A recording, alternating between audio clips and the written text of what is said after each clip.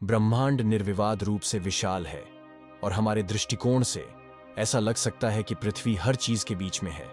लेकिन क्या ब्रह्मांड का कोई केंद्र है, और यदि है तो वह कहाँ है? यदि बिग बैंग ने ब्रह्मांड की शुरुआत की तो यह सब कहाँ से आया और यह कहाँ जा रहा है? इन सवालों से निपटने के लिए आइए लगभग 100 साल पीछे चलते हैं। 1920 के दशक में खगोल शास्त्री एडविन हबल ने लगातार 2 आश्चर्यजनक खोजें की। दशक की शुरुआत में उन्होंने पाया कि द्वीप ब्रह्मांड, जिन्हें अब आकाशगंगाओं के रूप में जाना जाता है, हमसे बहुत दूर हैं। उस दशक के अंत में उन्होंने पाया कि औसतन सभी आकाशगंगाएं हमसे दूर जा रही हैं। शुक्र है कि इस सब के लिए पहले से ही एक आसान सैद्धांतिक व्याख्या मौजूद थी। आइंस्टीन के सामान्य सापेक्षता के सिद्धांत ने भविष्यवाणी की थी कि ब्रह्मांड गतिशील है, या तो फैल रहा है या सिकुड़ रहा है। यह उस समय प्रचलित दृष्टिकोण के विपरीत था कि ब्रह्मांड पूरी तरह से स्थिर है, और इसलिए यह वैज्ञानिकों के एक समूह पर निर्भर था जो अर्ध स्वतंत्र रूप से काम कर रहे थे। और आइंस्टीन के समीकरणों को अपने शब्दों में लेते हुए, जिसे अब Friedman Lemaître Robertson walker metric के रूप में जाना जाता है, आधुनिक ब्रह्मांड विज्ञान की नींव विकसित की। आइंस्टीन के समीकरण का यह समाधान हबल के चौंकाने वाले अवलोकनों के साथ मिलकर हमें बताता है कि हम एक विस्तारित ब्रह्मांड में रहते हैं। औसतन सभी आकाशगंगाएं सभी अन्य आकाशगंगाओं से दूर होती जा रही हैं, और बहुत पहले ब्रह्मांड का सारा पदार्थ एक असीम रूप से छोटे बिंदु में संकुचित हो गया था, जिसे विलक्षणता के रूप में जाना जाता है। कोई केंद्र नहीं है तो बिग बैंग कहाँ है? निश्चित रूप से यह ब्रह्मांड का सच्चा केंद्र होगा। दुर्भाग्य से आधुनिक विज्ञान के माध्यम से हमने ब्रह्मांड के बारे में जो वास्तविकता उजागर की है, वह आसान व्याख्या या यहां तक कि इसकी कल्पना करने की क्षमता भी नहीं देती है।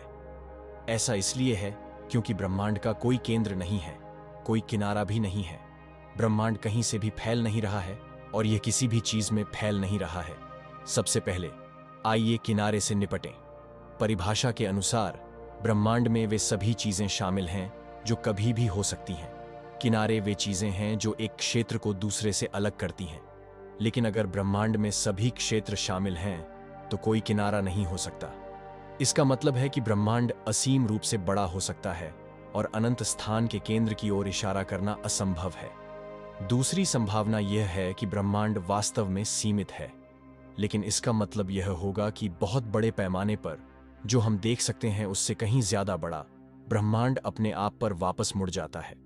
इसका यह भी मतलब है कि इसका कोई केंद्र नहीं है। एक उदाहरण के तौर पर पृथ्वी को देखें। आप 3 आयामी ग्रह के केंद्र की ओर इशारा कर सकते हैं। यह कोर में पिघला हुआ हिस्सा है। लेकिन पृथ्वी की सतह के केंद्र की ओर इशारा करने की कोशिश करें, जैसे कि किसी नक्शे पर। यह 0-0 अक्षांश और देशांतर पर हो सकता है। यह ध्रुवों पर हो सकता है। यह आपकी दादी के घर पर हो सकता है। कोई भी बिंदु किसी भी अन्य बिंदु जितना ही अच्छा है। इसका मतलब है कि बिग बैंग पूरे ब्रह्मांड में एक साथ हुआ। यह उस कमरे में हुआ जिसमें आप बैठे हैं, और यह सबसे दूर की आकाशगंगा में हुआ जिसे हम देख सकते हैं। बिग बैंग अंतरिक्ष में एक बिंदु नहीं था, यह समय में एक स्थान था। यह ब्रह्मांड में हर इकाई के सीमित अतीत से संबंधित है। लेकिन इस कहानी में एक दिलचस्प मोड़ है। ब्रह्मांड की एक आयु है।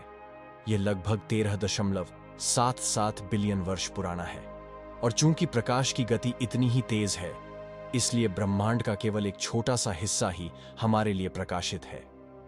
हम जो देख सकते हैं उसकी एक सीमा है, और वह सीमा लगभग 45 अरब प्रकाश वर्ष दूर है।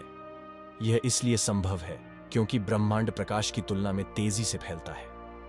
ब्रह्मांड का अधिकांश हिस्सा हमसे छिपा हुआ है, जैसे दूर के जंगल में टॉर्च की किरण। हम केवल प्रकाश की सीमा तक ही देख सकते हैं, और हमारे दृष्टिकोण से अन्य सभी आकाशगंगाएं मिल्की वे से दूर भाग रही हैं। ऐसा लगता है जैसे हम पूरे ब्रह्मांड के केंद्र में हैं। बेशक ब्रह्मांड के भीतर किसी भी आकाशगंगा के बारे में यही कहा जा सकता है। उनके दृष्टिकोण से वे अपने अवलोकनीय बुलबुले के केंद्र में हैं, और सभी आकाशगंगाएं उनसे दूर भाग रही हैं। यह एक विस्तारित ब्रह्मांड का अभिशाप और आशीर्वाद है। इसका कोई केंद्र नहीं है, और फिर भी हम सहित सभी पर्यवेक्षक इस सब के बीच में होने का दावा कर सकते हैं।